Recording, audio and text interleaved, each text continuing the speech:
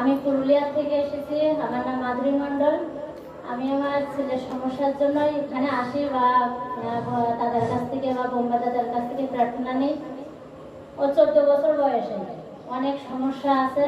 এর আগে দাদা কিংবা দিদি আছেন, আগে দুইবার ধন্যবাদ দিয়েছে, আমি কোনোদিনও বলিনি। তবে আজকে আমি বলছি, ছেলেটা দাদার সমস্যা আমি না বললে তো কেউ বুঝবে না।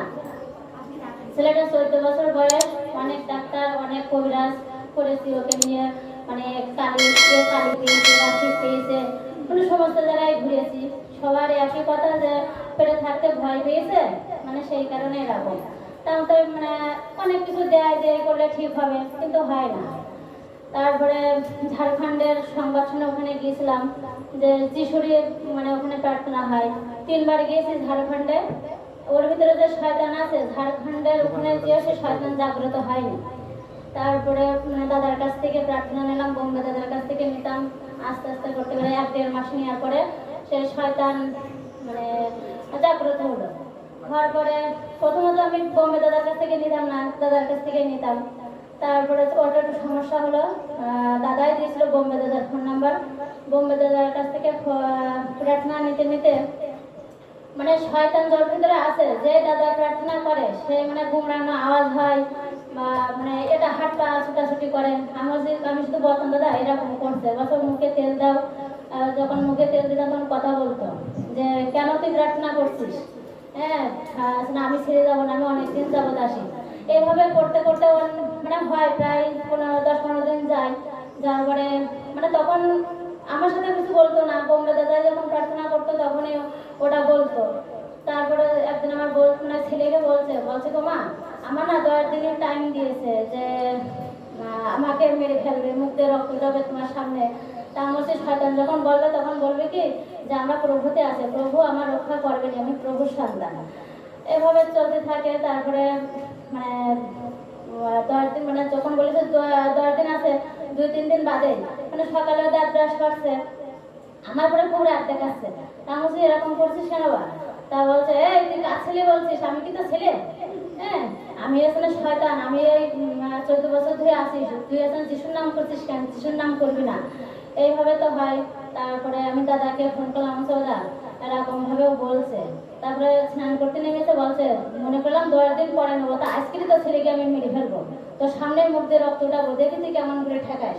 তখন দাদা বলছি দাদা না আসলে হবে না। দাদা গেল, প্রায় 2-2.5 ঘন্টা ধরে প্রার্থনা করার পরে শয়তান বেরিয়ে গেল। তারপরেও 2-3 দিন বাদে আরেকজন আসলো, সে বলছে আমরা 2 জন ছিলাম, একজন আগে গিয়েছে, আমি পরের জন। তারও ওরকম দাদাকে ডেকে নিয়ে গেলাম। নিয়ে যাওয়ার পরে ওইভাবেই বেরোলো 2 ঘন্টা 1 ঘন্টা পরে। পরে দাদা গিয়েছেন, 4টে শয়তানি ওকে পার করেছে। বোম্বে দাদা এরকম ফোনে ফোনে করে শয়তান বেরিয়ে যায়। আজও পর্যন্ত শয়তান ঝামেলা করছে, গতকালও হয়েছে। তো প্রভু এতই মহান যে আমি যখনই প্রার্থনা করি, আমি তো স্পর্শ আগে বুঝতে পারতাম, বা আমার স্বপ্নে ডেকে ডেকে দিত যে প্রার্থনা করো প্রার্থনা করো। আমি বুঝতে পারতাম না যে আমার রাত 1টার সময় 1:30টার সময় কেন ঘুম ভাঙে। আসলে মন যায় কি যে প্রার্থনা করবো, কিন্তু আমি ঘুমের ঘরে যে কখন বসতাম আমি জানি না। তবে চেতনা পেয়ে যখন দেখতাম আমি 2-2-2:30 বাজে, এখন আমি কি করবো, ঘুমিয়ে পড়তাম। বোম্বে দাদার আমি বলছি ওরা আমার এরকম কেন হয়, বলছে তোমার তো বলছে যে প্রার্থনা করতে, তা তুমি প্রার্থনা করো না কেন? তখন থেকেই প্রতি রাত্রে আমার যখনই ডাকতাম তখন উঠে প্রার্থনা করতাম প্রভুতে। ওরা অনেক কিছু সমস্যার সমাধান হয়েছে। যখনই সমস্যা হয় তখনই প্রভুকে প্রার্থনা করলে প্রভু রক্ষা করেনি। এখন বর্তমানে যা চলছে, শয়তান আসে, আর আমি যখনই প্রার্থনা করি চোখের জলে তখনই শয়তানি বলে যে আমি চলে যাচ্ছি তোদের বস এসে গেছে, ওরা বস বলে। আর শুধু বলে কি যে তুই কেন যিশুর নাম করিস, যিশুর নাম ছেড়ে দে। গতকাল সকালে যখন হলো তখন তো ওরা দেখাচ্ছে, তা বলছে এরকম করছো কিসের জন্য? তা বলছে কে তুই কার বলছিস, আমি তো ছেলে না। হ্যাঁ তা বলছে তুমি কে?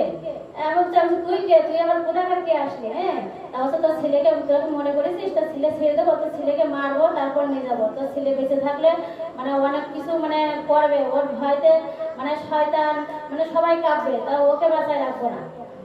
তা আমি বলছি, তুই কি করে মারবি? মানে পুরো সন্তান আমি তো দিয়ে দিচ্ছি, আমার ছেলে আমি মনে করি না, আমি প্রভু দিয়ে দিয়েছি কবে যে তোমার সন্তান তুমি রক্ষা করবেন, তা প্রভুই ওকে রক্ষা করবে। আমি প্রার্থনা করছি, তা বলছে আমি জানি তুই প্রার্থনা করবি। তা আমি বলছি, তা আমি তো প্রভুর প্রার্থনা সবসময় করি আর সবসময় করবো। তা বলছে তুই তো আগে করতিস না। তা আমি বলছি কি, আমি তো শয়তানের কখনো প্রার্থনা করিনি। ওটা করতিস ভেবে দেখ করতিস, তুই খুব ভালোভাবে করতিস। হ্যাঁ, তা আমি বলছি কি, আমি ঈশ্বর জ্ঞানে দেবতাকে পুজো করতাম। তা যখন ভাবলাম যে দেবতা আসলে না, আর আমি জীবন্ত ঈশ্বর পেয়েছি, আমি তাকেই প্রার্থনা করি। তারপরে ওই এটাই বোঝাতে চাচ্ছি যে শয়তানকে আগে আমি পূজা করতাম, বাবা সবসময় ডাকতাম। এখন এই যে শয়তান কয়েকবার এসেছে, বারবারই বলেছে, আমি ওকে মানে ঘাটিয়েও শুনেছি। তা বলছে আমি বলছি এই যে শিব দুর্গা এগুলো যে আমরা সাধন ভোজন করি, এগুলো কি? তা বলছে কি, এগুলো বেঁচে থাকার জন্য জাগতিক, কিন্তু উদ্ধার একমাত্র যিশুতেই আছে। এটা শয়তানের মুখে শোনা, মানে দাদারা বলেছেন, দাদাদের মুখে পরে শুনেছি, কিন্তু শয়তানকে আমি ওইভাবে ঘেটে শুনতাম, ওইভাবে মানে ওর সাথে কথা বলতাম। আর আমার আগে এত ভয় ছিল, কি বলবো, কোথাও যদি শুনেছি মানুষ মরে গিয়েছে, মানে মরা মানুষের মুখ তো আমি দেখি না, তবে মানে ভয়তে মানে পাশে কেউ না থাকলে হবে না।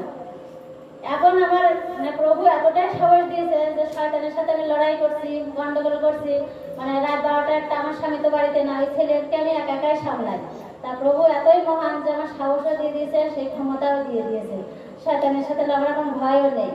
কিন্তু ছেলে যে আগে ভোটে দাঁড়াতে পারতো না, এই শয়তান প্রথম যেটা দাদাজি মানে করলো, তারপরের দিনে ছেলে লাঠি নিয়ে দাঁড়ালো। এবার একটা শয়তান এসেছে, মানে কষ্ট দিয়েছে, কষ্ট তো আমার অবশ্যই হয়েছে, কিন্তু পরের দিনই ছেলে অনেক চমৎকার আমি পেয়েছি। লাঠি নিয়ে দাঁড়িয়েছে, বা এখন লাঠি নিয়ে হাঁটছে, আর ঘাড়ে হাত দিলে ও ধরে ধরে মানে দাঁড়াচ্ছে। আর পায়ের শিরাগুলো আগে মোটে দেখাচ্ছে না যে পায়ের শিরাগুলো আদৌ আছে কিনা, কিন্তু এখন পায়ের পাতায় আপনারাও দেখতে পারেন, ওর পায়ের পাতায় সমস্ত শিরাগুলো দেখা যাচ্ছে। তো প্রভু এতই মহান, আমার ছেলের প্রতি অনেক চমৎকার করেছে। বা প্রভু মানে শয়তানি বলে যাতে বস এসে গেছে, প্রভুকে আমি এটাই ধন্যবাদ জানাই যে আমি বলবো না যে আমি নিষ্পাপ, আমি পাপী, কিন্তু আমার মতো একটা পাপীর প্রার্থনা শুনেও, চোখের জল শুনেও, দেখেও প্রভু যে আমার কাছে আসেন, এই জন্য আমি প্রভুকে সত্যি হৃদয়ের অন্তরস্থান থেকে আমি ধন্যবাদ জানাই। দাদাকে বা দাদাকে ধন্যবাদ জানাই। প্রভু যেমন মানে চমৎকার করেছেন, প্রভু তো মানে নিজে এসে করেন না, দাদারাই আমাকে শিখিয়েছেন, যেভাবে বাক্য শিখিয়েছেন, প্রার্থনা শিখিয়েছেন, আমি সেইভাবেই চলেছি। দাদাদের ধন্যবাদ জানাই, প্রভুর সাথে সাথে দুই দাদাকেও ধন্যবাদ জানাই। ধন্যবাদ জানাই, ছেলে আমার এখন খুব ভালোই আছে, মানে কোথাও যে তো ওর মুক্তির পথ পাইনি, কিন্তু আমি যিশুতেই পেয়েছি। প্রভু সত্য, জীবন্ত, এটা আমি মন থেকে বলছি, ওনাকে আমি মানে হৃদয়ের অন্তরস্থান থেকে বিশ্বাস করি।